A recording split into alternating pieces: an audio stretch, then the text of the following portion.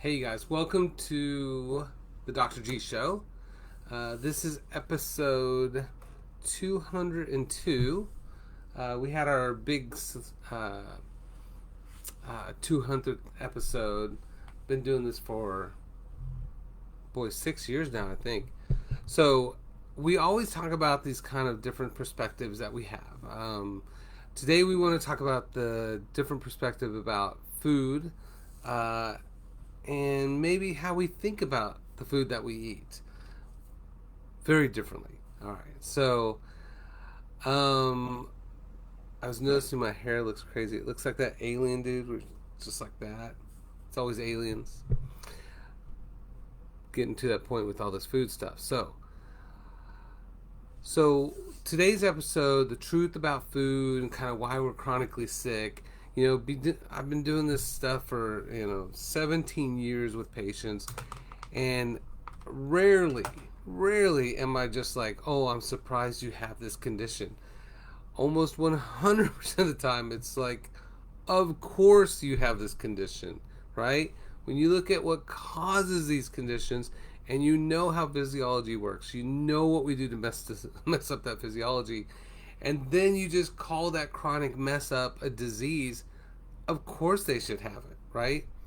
I give this example all the time, like, okay, so if I rub this pen on my arm, right? If I keep doing that, I will create a welt or a sore. If I stop doing that, no matter what I do, it'll just heal up. But if I don't stop causing this problem, eventually it'll ulcerate and it'll bleed, and I'll call it pen rubbing skin disease, and I'll take medications to make it feel better as I'm causing that. Maybe, get some antibiotics to prevent the infections I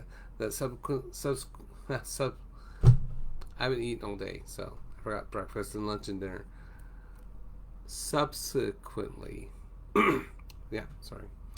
That just treat the outcomes of it, right? But the solution is always to stop doing that, right? That's the whole primer of what I learned at Harvard Medical School at their lifestyle medicine program was teach people stop causing the problems. So as patients go through our program, they're always just like, the goal is not why, but of course people have it. So when I talk to patients all the time about food, I see stuff like pretty blatantly. Just kind of like, we have a patient that takes, several patients that start off and they were taking Adderall. Well, Adderall is just basically meth. So every time I mention Adderall, I call it meth. Like, so you're still on the meth? Have you cut the meth down? Where are you at with your meth? And I think people are kind of thrown back by that. But this is truly how I see this stuff. So we want to talk about foods like this little episode here. I want to talk about just, I think this is probably the most narrowed one, but just kind of foods that are drugs, like true actual drugs to our brain. Now, many of you guys know I went to Europe this summer, or last summer, and like you could eat pizza and you could drink beer, and it just felt amazing. Like, 10 different cities, 7 different countries. You could just kind of like, you were free with food. You could just eat whatever you want and you still felt great, right? Majority of patients that I have, they eat crap and they feel like crap. And they should. They really should. Patients all the time like, oh, I've been eating like this, I feel so awful. Like, yeah, you should feel awful. You should be falling apart and you should die soon if you keep this up. So it's weird because our food is genetically different here. Everybody gets excited about the different food categories, but really that's not a problem. The countries that are the healthiest, happiest, longest living, they're going to eat all this stuff that you read or you take a webinar or podcast, and they're like, don't eat nightshades unless you live anywhere else in the world, right? Don't eat nuts and seeds unless you're in any other part of the world. So it's not the food that's the problem. It's what we do to the food that's the problem. And then we talk a lot about like hormonal exhaustion, and basically people just become food drug addicts in America. So years ago, research came out and it said that cheese affects the same part of your brain as like cocaine does, right?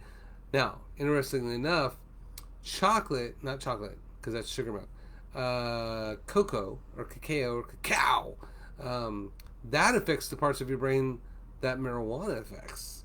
So if you eat the cacao beans or the nibs, you get a little high. Kind of like fava beans have the highest amount of L-dopa in them, right?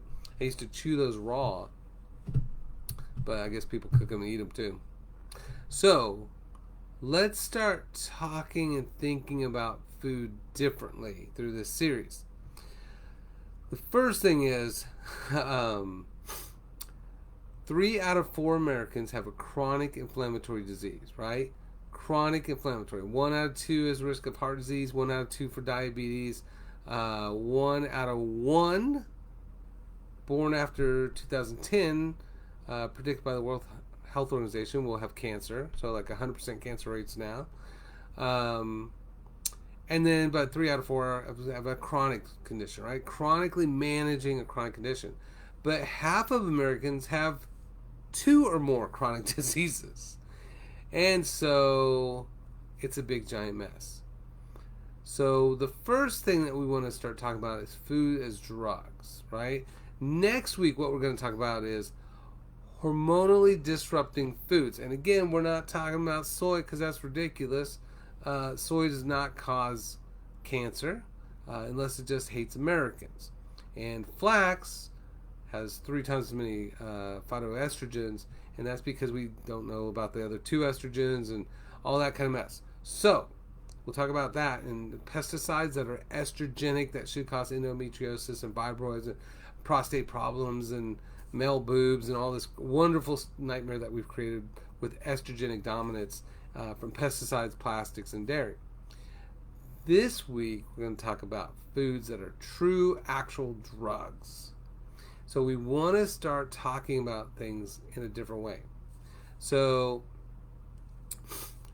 when you eat foods that are drugs, just like as if you took drugs, you'll actually downregulate your own production of your own dopamine. So dopamine in the brain is the dope area, right? It's what makes you feel good or pleasurable when you eat certain things or do certain drugs or certain activities too. Sometimes they say Facebook is crack too, but so if you have a lifestyle that's pretty healthy and happy, you're going to do things that create a little dopamine, a little pleasure for you, right? If you're in a relationship, get some free oxytocin with that. That's even better, right? But if you take things that are artificially elevated, you actually will downregulate your own production. And when you downregulate your production of dopamine, you don't feel as dope. So maybe I'll just eat some food that's drugs or start taking drugs, right?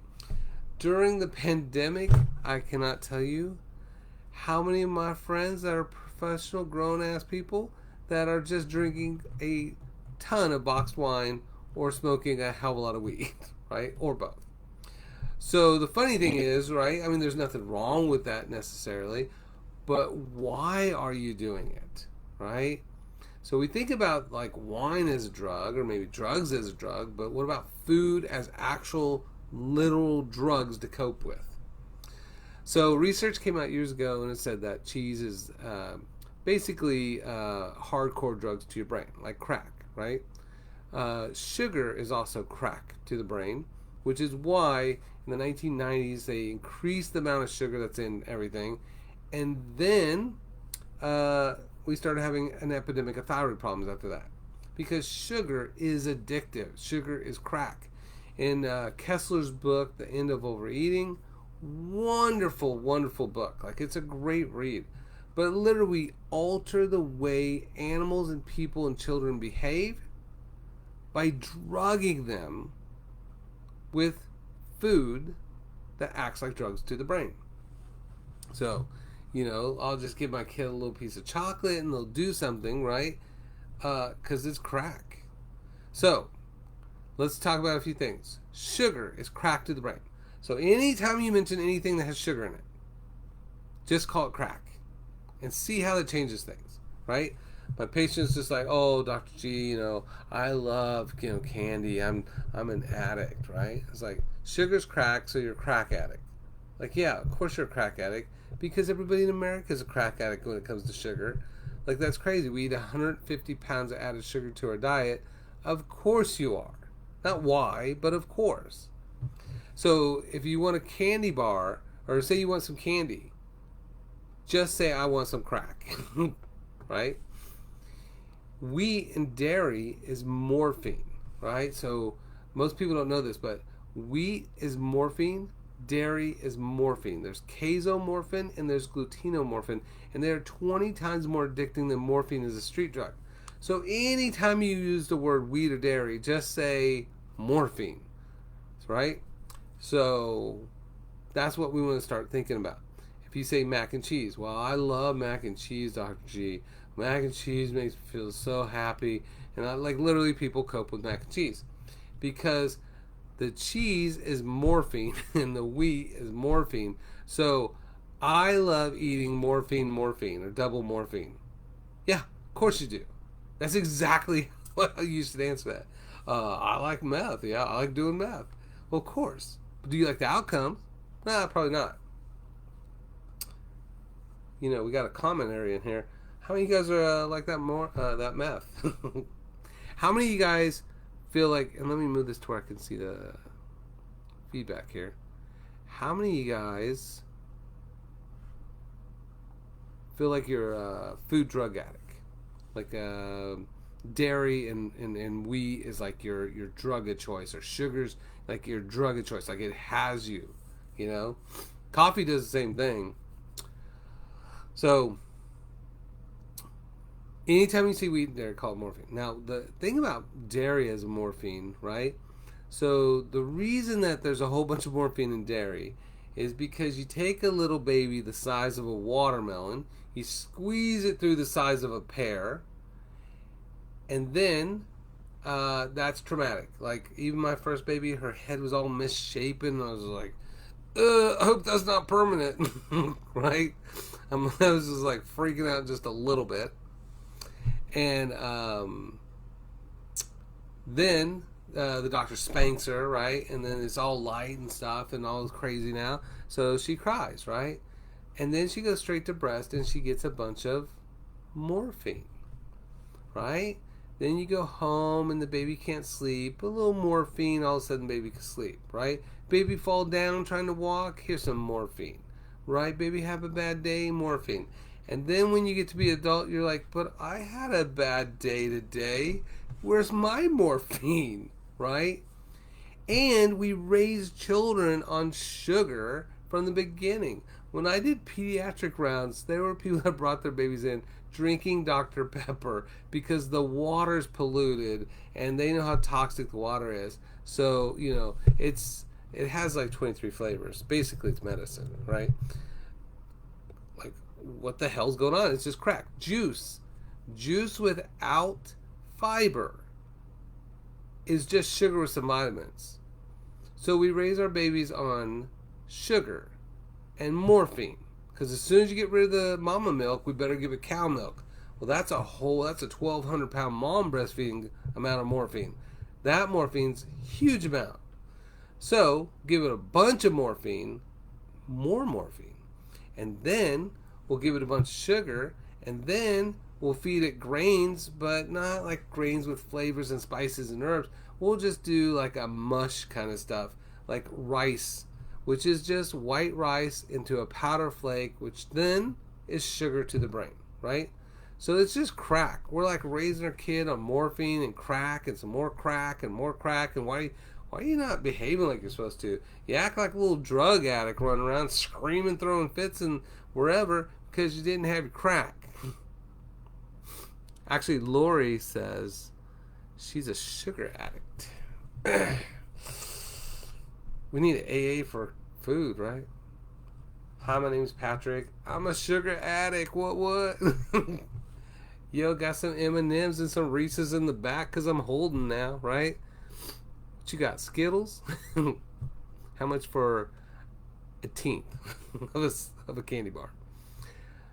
That is crazy. It's absolutely crazy. So we raise our kids being drug addicts.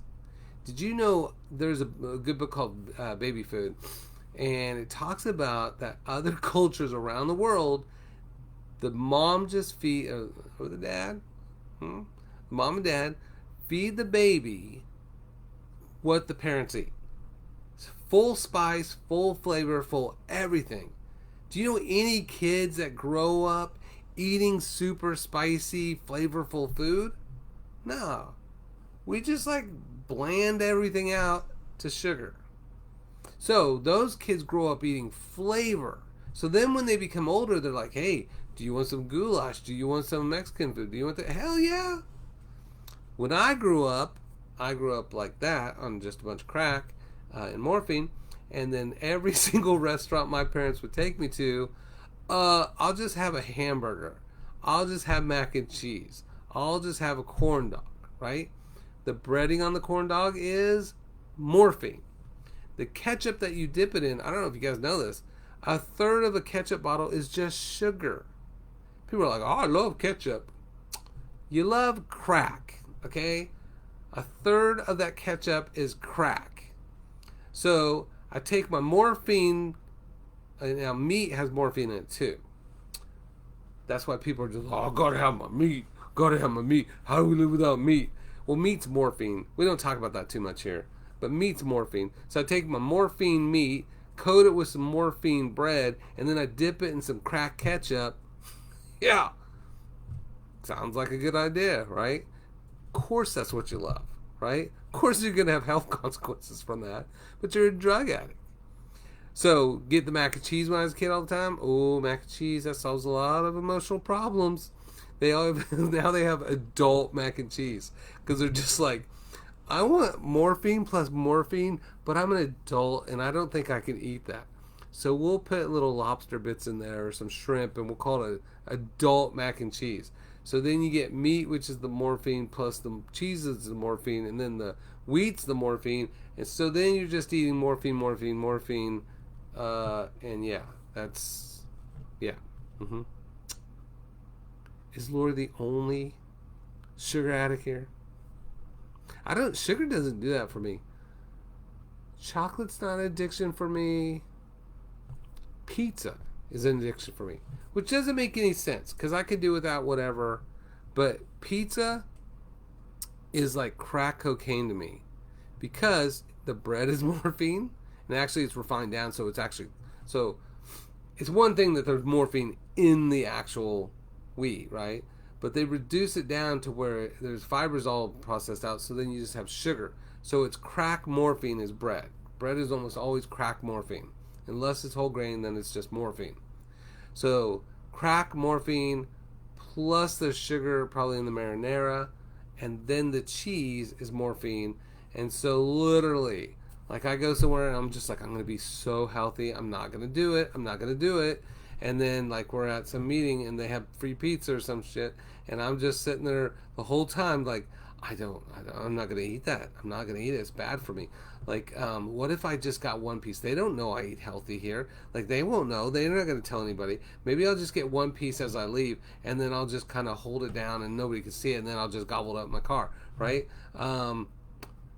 Why the hell would anybody think like that? And it's just because, seriously, I'm a pizza drug addict. Pizza drug addict. Now, I used to be pizza drug addict plus a Dr. Pepper drug addict. And Dr. Pepper is just sugar, like 23 teaspoons of sugar, right? 23, and I think it's just a can. So yeah. I gotta have my crack with my morphine and my morphine crack pizza. Does that make sense? What about cake and ice cream? So don't call it cake and ice cream. The dairy is, so the ice cream is a whole ton of sugar, which is crack, with a whole bunch of dairy, which is morphine. And then the cake is a whole bunch of sugar, which is crack, and the wheat, which is morphine. And then the frosting is just crack, and then the wheat is already broken down, so it's white, so it becomes crack. So it's crack, crack, crack morphine with some crack morphine ice cream. So then I feed a bunch of people crack, crack, crack, crack, morphine, morphine, crack, crack. So this isn't even the toxic colors and stuff that's in that stuff, you know? What else do you guys have that's like you think that we could translate to just crack and morphine? What about pancakes? I remember as I started doing my health journey, I was making the girls pancakes, and I was just like, why is there sugar in pancakes? The flour is sugar and morphine. So I got sugar and morphine as the flour for pancakes. They add sugar, which is crack. Then the syrup is crack. And then there's butter that you add, which is morphine. So it's morphine, morphine, sugar, or sorry, crack, crack, crack. What about spaghetti Alfredo? Oh, love that spaghetti Alfredo, right? I can't, because I can't do dairy, because it'll mess me up.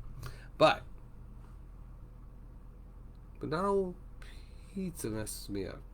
But dairy typically does. So spaghetti Alfredo, the pasta is white pasta, and white pasta means it's crack plus morphine. The dairy is morphine. So instead of calling it spaghetti Alfredo, you just call it double morphine crack. So when you're like, ooh, I'll have the double morphine crack, that makes more sense. It's easier to make health changes if you call it that. What about donuts? Donuts are a great example. Actually, what would I read? If you guys know the real number, tell me. But I think it's like one soda is more than 3 donuts. And so when they posted that on Facebook, someone was like, oh, so if I just eat 2 donuts and get rid of soda, I'm doing better. Like, I don't think that's the message. But the donuts are white flour, which is crack and morphine.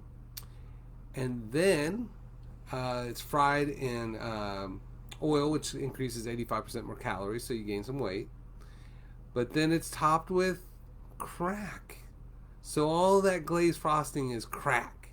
So I take the double crack morphine for breakfast, and I'll dip it. No, you maybe. Well, I grew up drinking.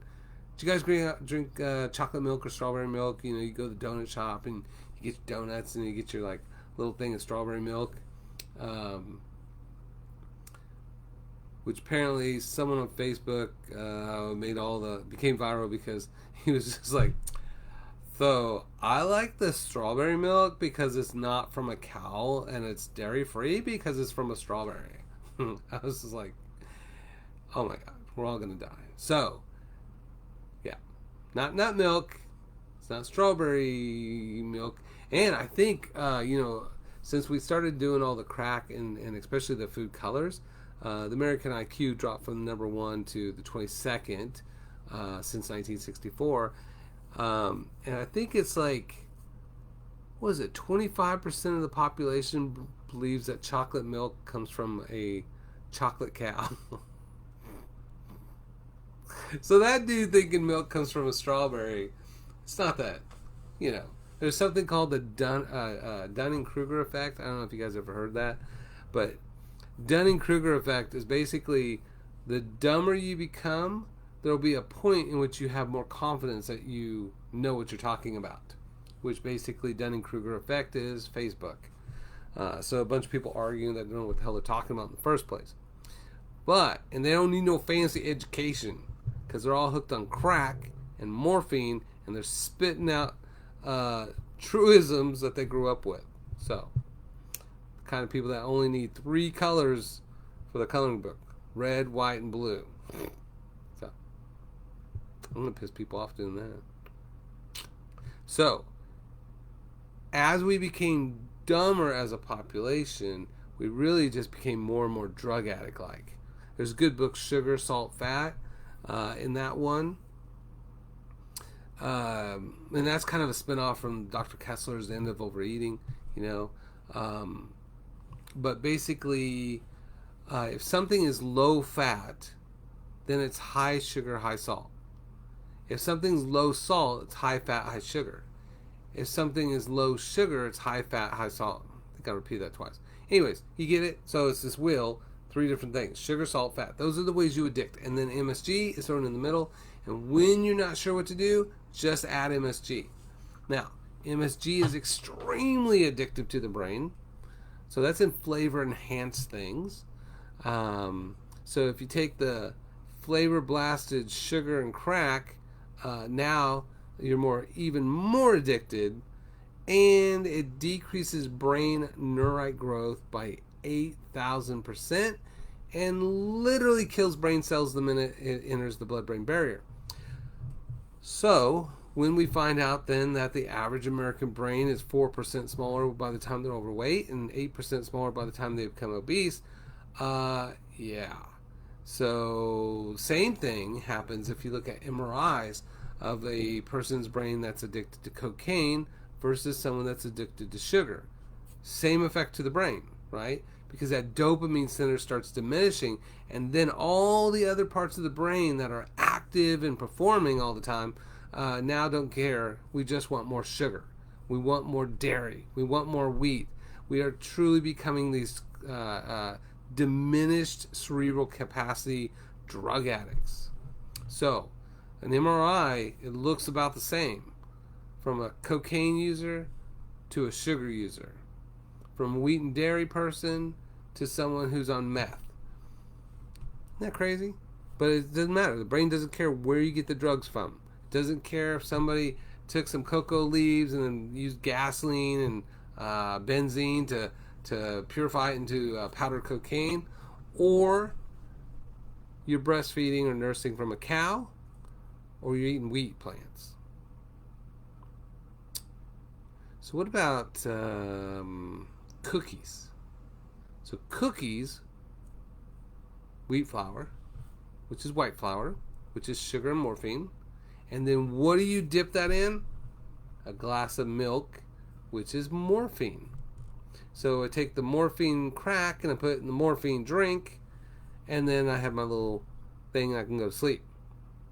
Cheese and crackers. Oh, I can't have a party without cheese and crackers, because that's morphine and crack.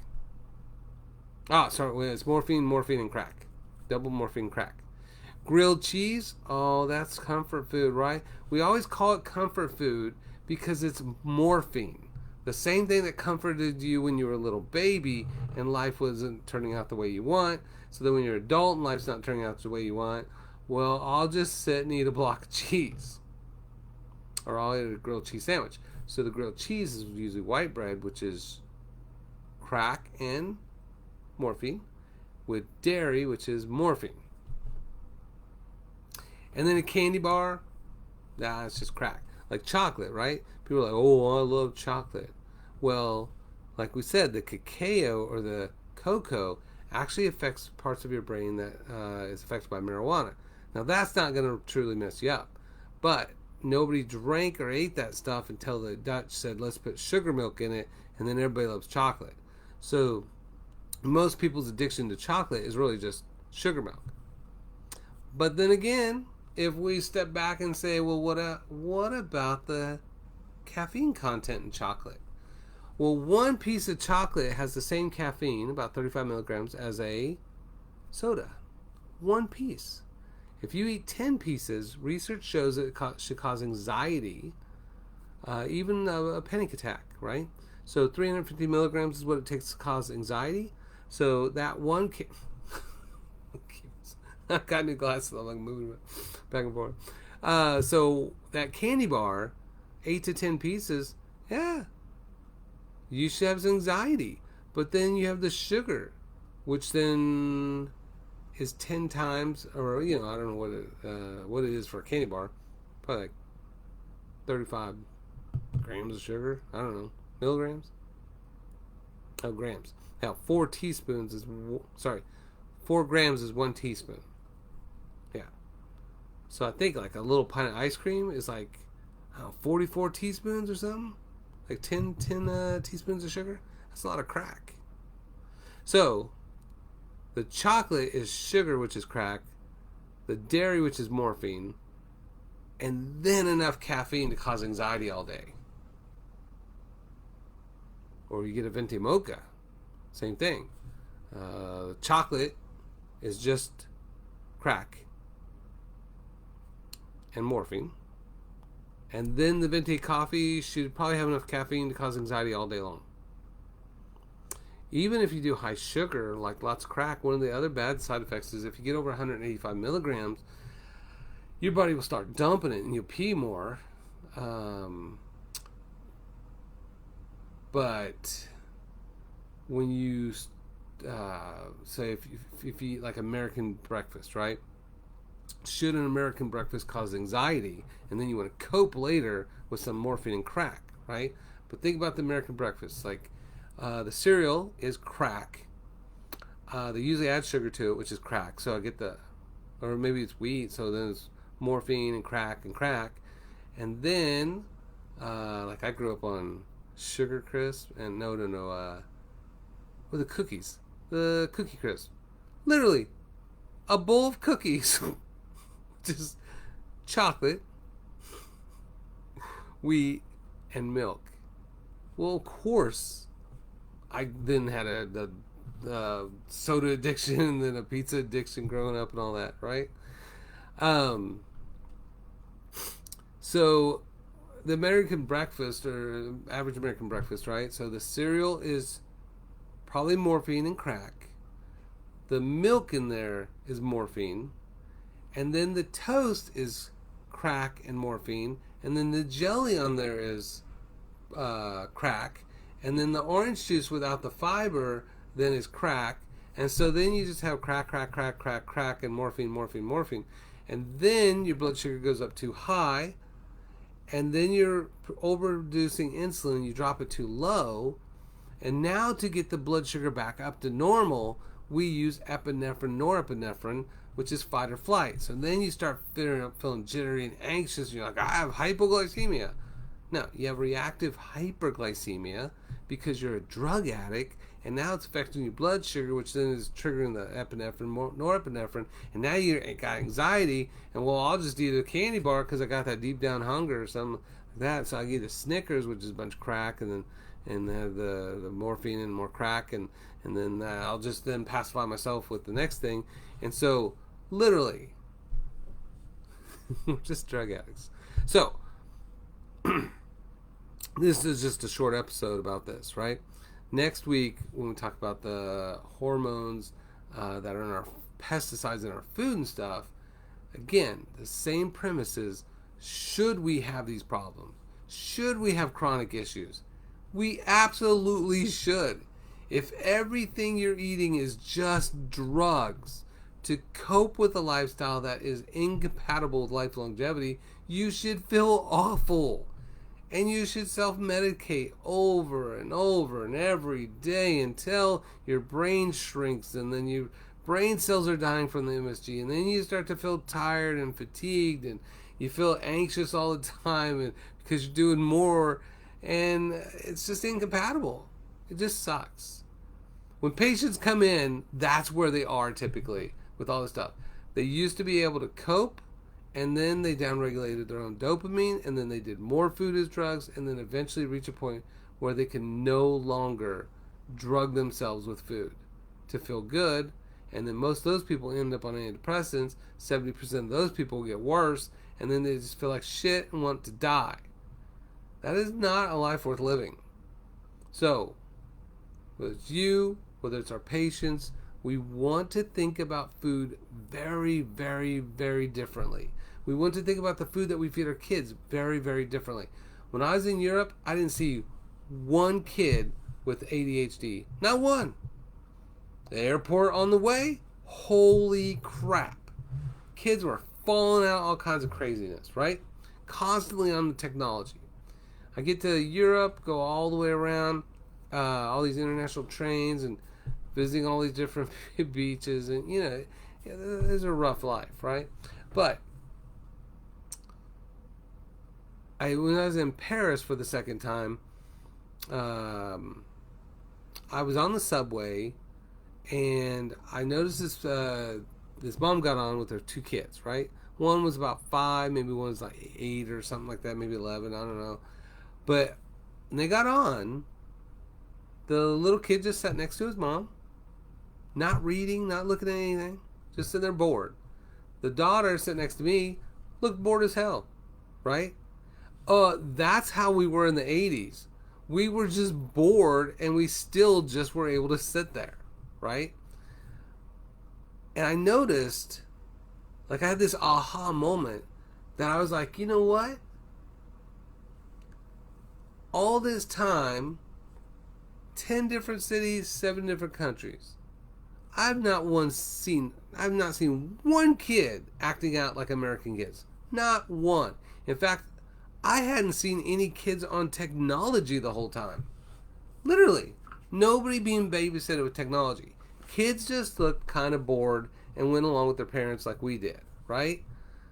And then I get back, fly all the way back to the US, kids falling out like crazy at the airport. Literally walked past his mom and she was screaming at her kid and she said, "This is my last jelly bean." We just end up babysitting. We create a bunch of drug addicts and then we babysit them with more drugs. So, we gotta stop this. We gotta make some changes. Before we make changes, we have to become aware of how we really should be interpreting this food. Should our kids be falling out? Yeah. Yellow food coloring by itself decreases brain neurite growth by 3,000%, causes learning disorders, attention deficit. This is why we have sudden epidemics of behavioral problems.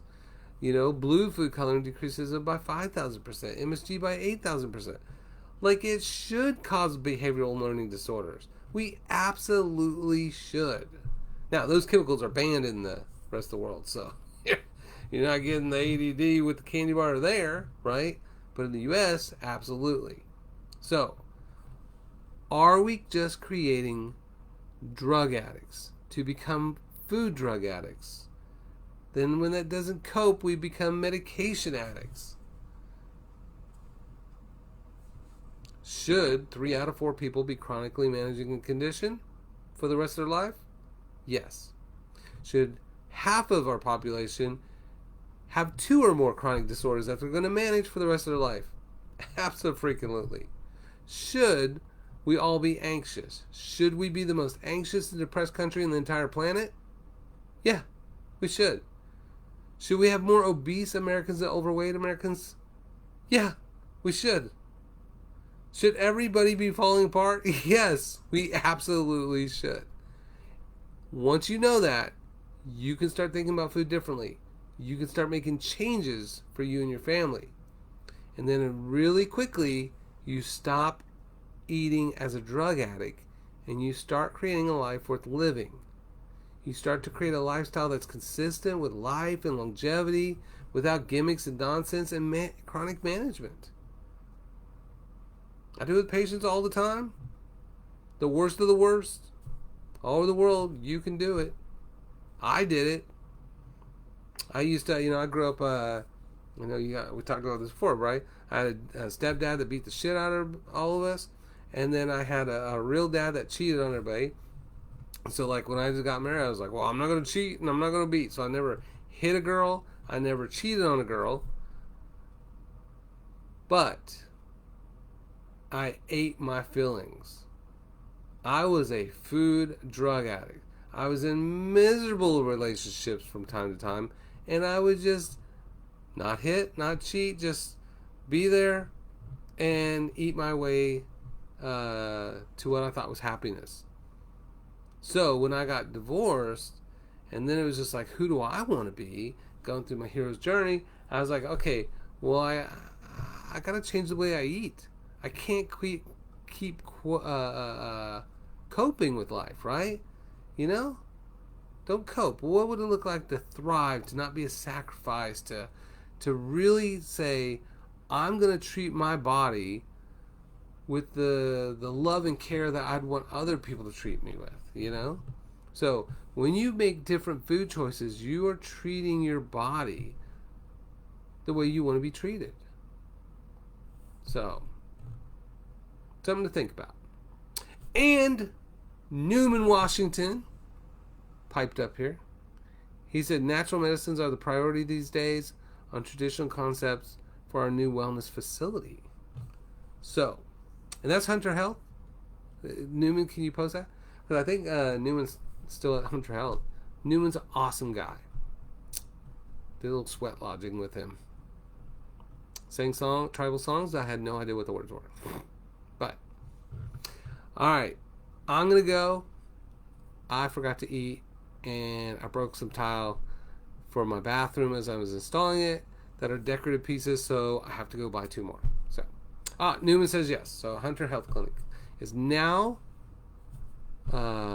making natural a priority. That's awesome.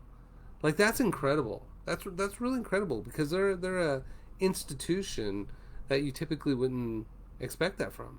So now it's way cheaper not to cause problems. It's way cheaper than managing. It's way cheaper than supplementing. Just stop causing the damn problems. Especially as you start to learn that we actually know what's making you chronically sick. So through this series, I want you to get to the point where you can sit in a or wait in the aisle, getting checkout, not self-checkout, because you don't get a 1099, you don't work there. Refuse that. Make them hire more people to actually have jobs and check you out. Plus, I'm pretty sure I'm going to get in trouble because I'm not putting organic on any of this stuff. Okay? Lettuce to lettuce. I don't work here. I didn't go through a training. So, better hire someone.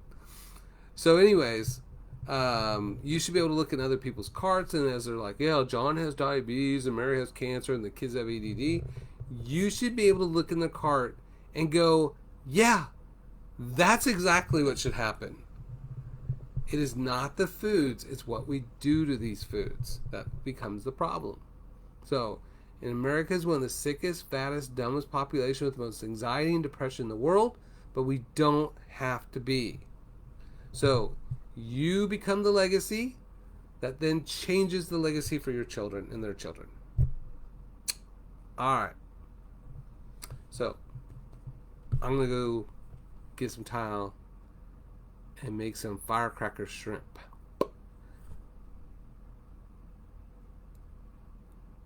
Gluten-free. So it's crack. The meat's crack. The crack's crack. But the spices are more potent, nutrient-dense medicine than typical foods are. So I put a bunch of ginger and cumin and red pepper flakes in there and garlic. Crazy nutritional. Crazy healthy. All right. Love you guys. Missed doing the show, so I'm trying to get back on track. I was banned from Facebook for quite a while. So I just realized after I got back from Mexico, and then I got back from Europe, and then I got banned for a couple months from Facebook, and then I was out of the swing, and so I got to get back to practice here. Yeah. Oh yeah, Newman says they want evidence-based measures. That's right. Evidence-based best practices, best outcome is what you want. All right. Bye, y'all. Make sure to share this and like and comment.